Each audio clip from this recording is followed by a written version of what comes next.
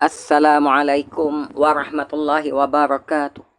Alhamdulillahilladzi arsala rasulahu bil huda wa dinil haqq liyuzhirahu 'alad dini kullihi walau karihal kafirun.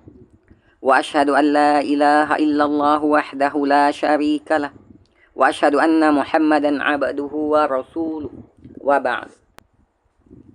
Ini adalah sesi perkongsian audiobook yang ke-11 dari 47 sesi perkongsian keseluruhannya bagi perkongsian bacaan isi kandungan buku 40 hadis palsu popular oleh Al-Fadhil Ustaz Abdul Razak Muttalib Hafizahullah, terbitan oleh PTS Publishing House, manakala tarikh terbitannya 30 Jun 2011.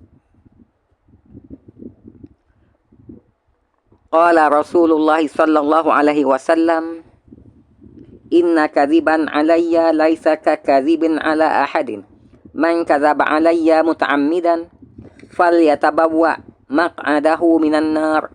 Sadaqa Rasulullah sallallahu alaihi wasallam. Rasulullah sallallahu alaihi wasallam bersabda, berdusta ke atasku bukanlah seperti mana berdusta ke atas orang lain. Sesiapa yang berdusta ke atasku dengan sengaja, maka hendaklah dia siapkan tempat duduknya dalam neraka. Direkodkan oleh Bukhari dan Muslim.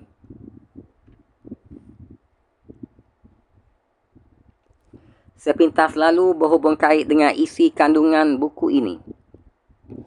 Amalan hadis palsu yang disandarkan sumbernya kepada Rasulullah sallallahu alaihi wasallam boleh merosakkan pegangan umat Islam. Jika tidak dibendung, dikhawatiri menimbulkan amalan yang dianggap sahih, tetapi sebenarnya adalah terpesong daripada ajaran Islam. Usaha serius perlu digarap bagi mendedahkan hadis palsu yang wujud di kalangan masyarakat kini. Buku 40 hadis palsu popular ini membincangkan perkara asas berkaitan hadis palsu yang berlegar di dalam masyarakat.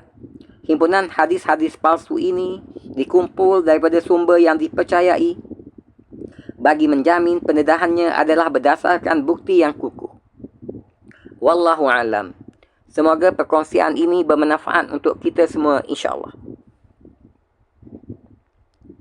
Sepintas lalu berhubung kait dengan isi kandungan buku ini. Bahagian 2, 40 hadis palsu popular.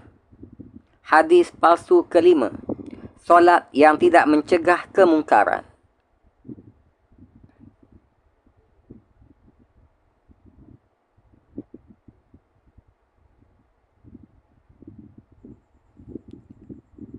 Bahagian 2, 40 hadis palsu. Hadis palsu yang kelima, solat yang tidak mencegah kemungkaran. Hadis palsu yang kelima, solat yang tidak mencegah kemungkaran. Hadisnya berbunyi begini: Man lam tanhahu salatuhu anil fahsya'i wal munkar lam yazdada minallahi illa bu'dan. Sesiapa yang solatnya tidak dapat mencegahnya daripada melakukan kejahatan dan kemungkaran, maka sebenarnya tidak bertambah hubungannya dengan Allah kecuali semakin jauh. Man lam tanhahu salatuhu anil fahsya'i wal munkar lam yazdada minallahi illa bu'dan. Sesiapa yang solatnya tidak dapat mencegahnya daripada melakukan kejahatan dan kemungkaran, maka sebenarnya tidak bertambah hubungannya dengan Allah kecuali semakin jauh. Ulasan ulama hadis. Hadis ini direkodkan oleh Tabarani dalam buku Mu'jam Al-Kabir dan oleh Al-Qudai dalam kitab Musnad Ash-Shihab. Dalam sanad ataupun rantaian perawi hadis ini terdapat seorang perawi bernama Laits bin Abi Salim. Dia adalah seorang yang lemah di sisi para sarjana hadis. Menurut Ibnu Hajar, dia adalah seorang yang pelupa dan nyanyuk semasa akhir hayatnya. Sebab itulah hadisnya tidak diterima. Al-Hafiz Al-Iraqi ketika menyemak semula hadis yang terdapat di dalam kitab Ihya Ulumuddin, memberi ulasannya terhadap hadis ini. Katanya, sanad hadis ini adalah lemah. Sanad hadis ini adalah lemah.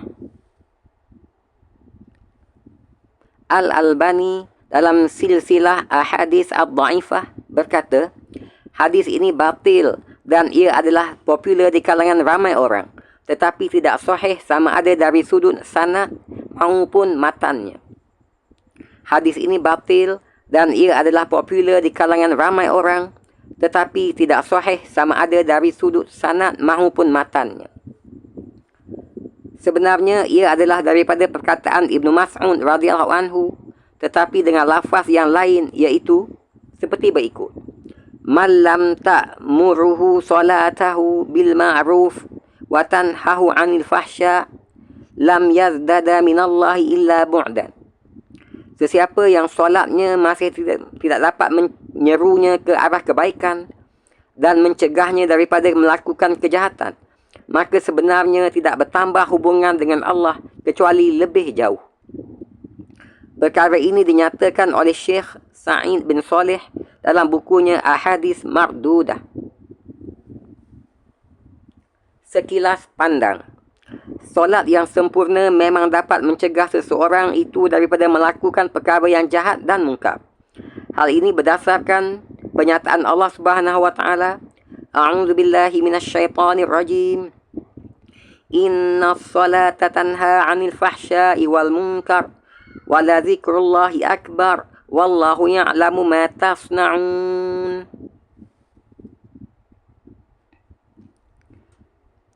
Sesungguhnya solat itu mencegah dari perbuatan yang keji dan mungkar, dan sesungguhnya mengingati Allah adalah lebih besar, yakni faedahnya dan kesannya.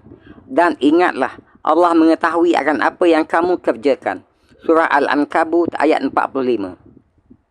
Tetapi, kenapa masih ada orang solat, dia masih tetap terus melakukan kemaksiatan dan kemungkaran? Mana mungkin ayat Al-Quran yang menyatakan solat dapat mencegah kemungkaran itu salah dan tidak tepat? Setiap yang terkandung di dalam Al-Quran adalah wahyu Allah dan ia adalah sesuatu yang benar. Maka sesiapa yang solat dengan sempurna, sudah pasti solat itu dapat mencegah si pelakunya daripada melakukan kemungkaran. Bagaimana yang dikatakan solat yang sempurna? Solat yang sempurna ialah solat yang ditunaikan bertepatan dengan sunnah Rasulullah sallallahu alaihi wasallam serta fokus dan penuh penghayatan. Ada orang yang menunaikan solat tetapi dia tidak tahu apa yang diucapkannya. Solat yang ditunaikan sekadar ikut-ikutan sahaja dan seolah-olah sebagai aktiviti harian yang tidak ada langsung erti penghambaan. Jadi, solat sebegini memang tidak dapat memberi sebarang kesan. Oleh itu, setiap Muslim perlu mempelajari dan mengamalkan tata cara solat sebagaimana yang dilakukan oleh Nabi Muhammad SAW. Rasulullah SAW bersabda, "Sallu kama ra'aitumuni usalli." Solatlah kamu seperti mana kamu lihat aku solat. Diriwayatkan oleh Bukhari. Wallahu a'lam.